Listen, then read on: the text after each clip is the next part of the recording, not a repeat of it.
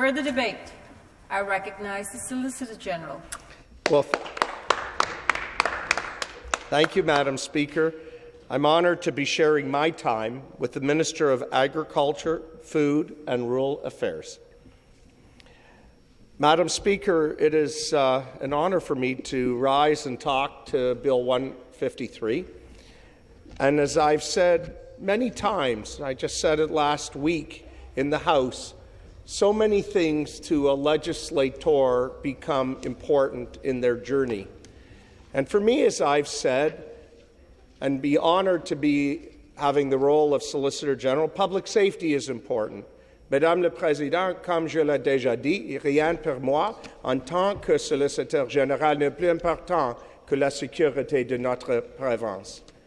And I also said, Madam Speaker, in addition to public safety being so important, that we have to believe in our future of our province, and together we will build Ontario. Madame la Présidente, ensemble nous bâtissons l'Ontario. And this is something that we all need to do. As simplistic as Bill 153 is, it is about understanding that in order to build Ontario, we have to have the infrastructure in place in regulation and legislation that allows us to do this safely. And I've listened to my colleagues and friends opposite who come from different places in Ontario, some as the furthest north as possible, the member from Mushkegowuk, James Bay. I have a lot of respect for how big our province is, because we're honoured to have you and our other colleagues from places in the very far north who come here every week to help build the best Ontario we can.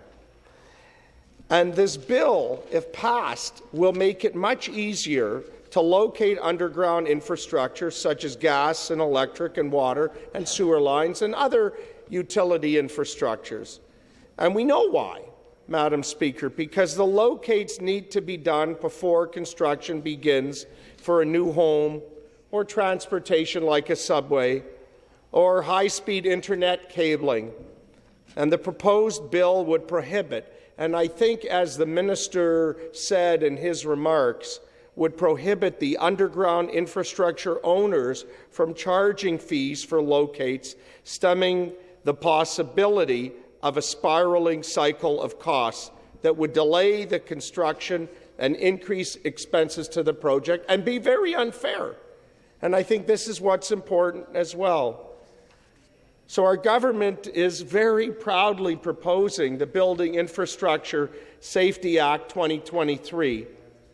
And this is something that, as we discuss it from all sides of the aisle, realize that when we go around our province and we see cranes everywhere, and we see digging being done, and we see the prospects of helping build Ontario. For our party, it's setting so many goals that are important.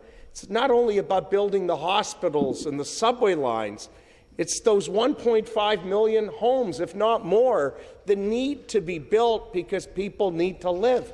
We have unprecedented amount of people coming into our province, whether it's 8, 9, 10,000 people a week, maybe more, and they need a place to live.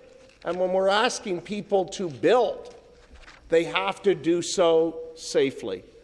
The underground infrastructure can reduce the risk of accidents, and we know this, caused by overhead power lines or other exposed utilities. We know the scenarios that before my friend and colleague and parliamentary assistant, the member from Sarnia-Lambton, who saw this need 10 years ago, if not more, and made it a priority to bring forward a private member's bill that I'm told had the support of the then government of the day. You know, the member was right. It seemed so obvious. I was, after I graduated university and proceeded in the early 1990s to learn about construction. I spent some time in it, and I helped my family do different projects. And for us, it wasn't trivial of what can go wrong if you don't call for a locate. In fact, we've heard horror stories of what can go wrong. And when the member from Sarnia-Lambton was able to bring forward this need for locates, it brought to everybody's forefront something that was inherently, many people thought it already existed, but it didn't. To coordinate public safety is irreplaceable. To make sure that whether we're talking about public safety includes safety. It includes the simplistic items of calling before you dig.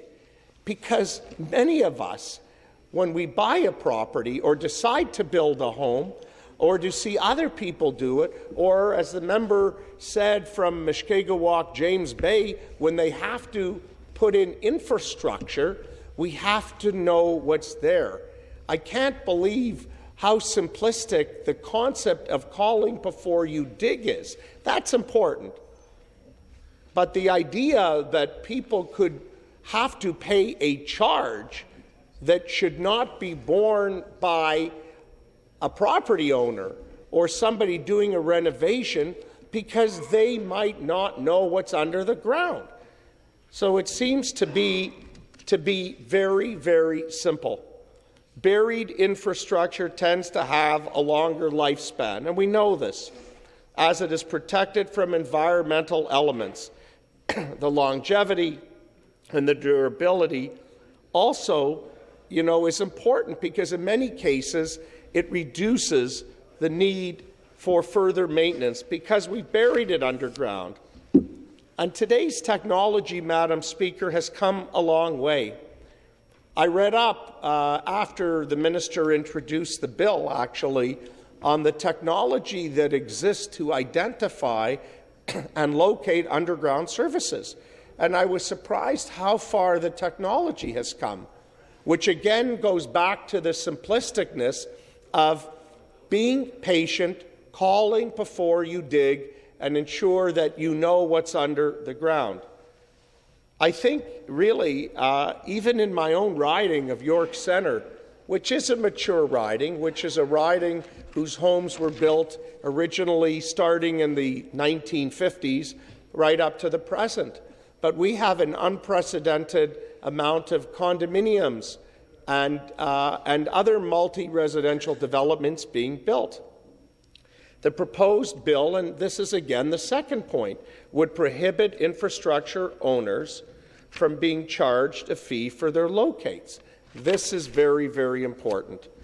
I think in the end of the day, and I'll end my thoughts where I started, because I want to share my time with my colleague, our respected minister.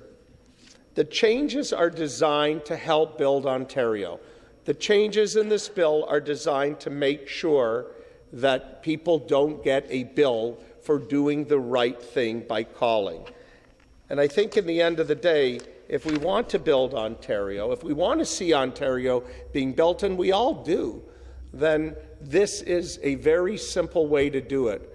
I want to commend the minister for doing something, to be quite honest, that many of my constituents thought already existed.